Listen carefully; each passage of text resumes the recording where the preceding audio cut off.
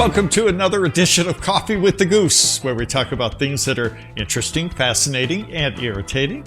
I am the Goose. Glad to have you back. Let's talk politics, shall we? That's irritating and fascinating and interesting all in one, right? But first, we'll start with a little caffeine, so we're ready to go. My coffee, of course, very strong, like my opinion, but got some creamer in there to make it sweet, just like me. There we go. Politics.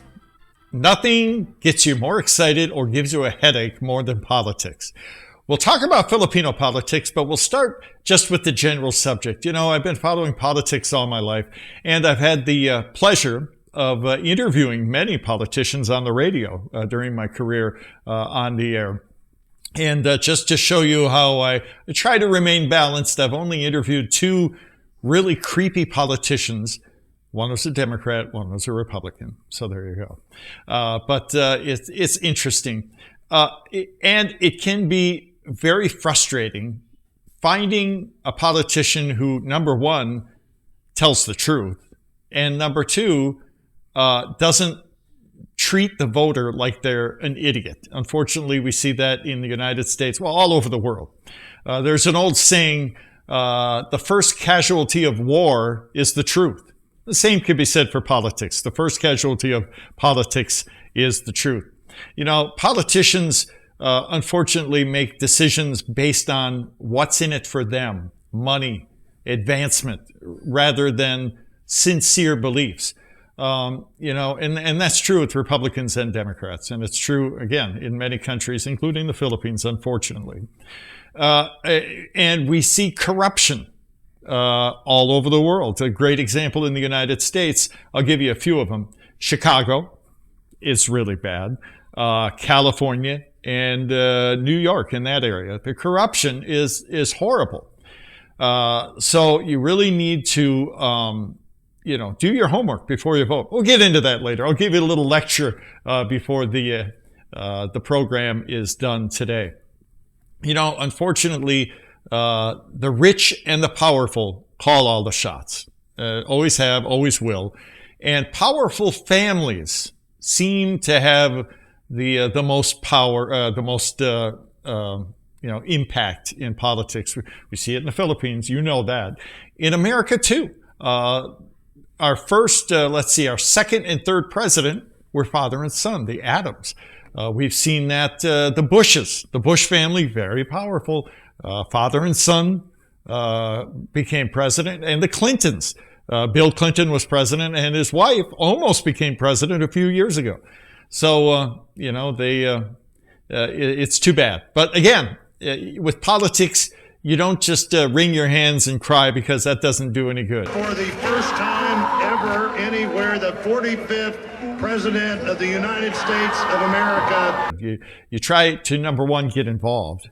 And number two, do your homework. Try and find out what the politicians stand for, rather than their entertainment value or their charm. I'll give you a few more examples of United States politics with charm. President Kennedy, John F. Kennedy, he was elected. He won that election in 1960 based almost entirely on his charm. He was running against Richard Nixon. And a very close election, but Kennedy won, and I think his charming demeanor had a lot to do with that. The second President Bush, George W. Bush, probably won on his charm, old Texas boy, and Barack Obama. He may not have been as qualified as his opponents in either of those elections, but he was, he said all the right things, and that won him the election. Let's talk about Filipino politics. A big election coming up, I believe May 13th in the Philippines. And a lot of, there are differences and there are similarities with the United States. The similarities are, the families have a lot of power, and patronage or obligations. It's true mostly at the local level, where I scratch your back, you scratch mine. If I contribute a lot of money to your campaign, I expect to be hired, or I expect political favors if I own a company.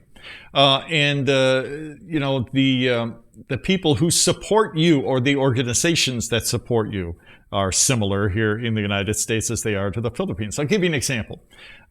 President Rodrigo Duterte, he calls himself a socialist, and I'm not going to argue with that, but looking at his positions on policies, on the issues, he would be more of a conservative here in the United States. Why? Well, he supports a strong military and a strong law enforcement. He is a big believer in, he is a nationalist. And what I mean by that is he's concerned with his country, not pleasing the United States or China or any other country. He's interested in Filipinos. Filipinos are his bosses, and he understands that. And he makes no bones about it. That's who he's, that's who he wants to please. He is, like conservatives in the United States, he's against abortion.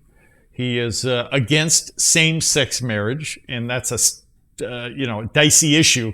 Unfortunately, many people who are in favor of same-sex marriage label those who are against it as bigots or homophobes or what have you, and that's not really the case. They're just traditional and religious. They believe in what the Bible says. Marriage should be between one man and one woman.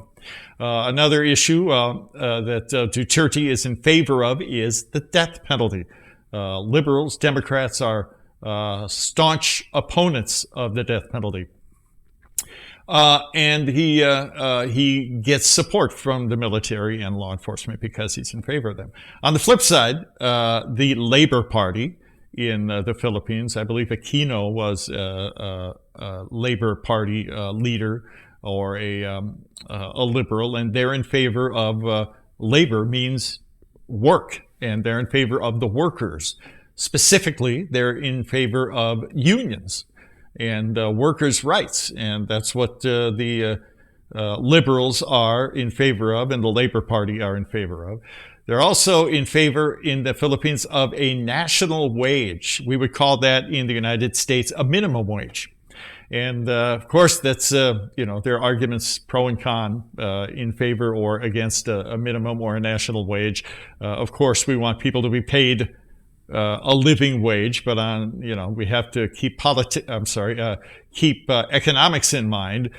We don't want to hamstring businesses by paying people too much, and then they're going to have to charge the customer too much.